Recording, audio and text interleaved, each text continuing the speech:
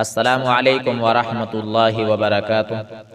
پیارے ناظرین، اگر آپ بھی بچھو کے شر سے محفوظ رہنا چاہتے ہیں تو اس دعا کا ضرور اہتمام کریں جس دعا کو نبی کریم صلی اللہ علیہ وسلم نے ایک ایسے شخص کے لیے بتلایا جس کو بچھو نے ڈنک مار دیا تھا اور اس کو بہت تکلیف پہنچی تھی۔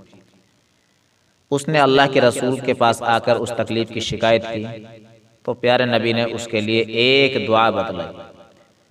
حدیث کچھ اس طرح ہے، حضرت ابو ہریرہ رضی اللہ تعالیٰ عنہ فرماتے ہیں، جاء رجل الی النبی صلی اللہ علیہ وسلم فقال یا رسول اللہ ما لقیت من عقرب لدغتنی البارحہ قال اما لو قلت حین امسیت اعوذ بکلمات اللہ التامات من شر ما خلق لم تضرک۔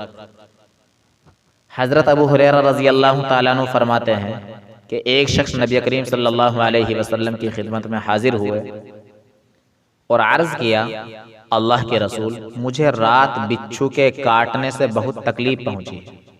نبی کریم صلی اللہ علیہ وسلم نے ارشاد فرمایا، اگر تم شام کے وقت یہ کلمات کہہ لیتے، اعوذ بکلمات اللہ التامات من شر ما خلق، ترجمہ، میں اللہ تعالیٰ کے سارے نفع دینے والے، شفا دینے والے کلمات کے ذریعے اس کی تمام مخلوق کے شر سے پناہ چاہتا ہوں تو تمہیں بچھو کبھی نقصان نہ پہنچا سکتا۔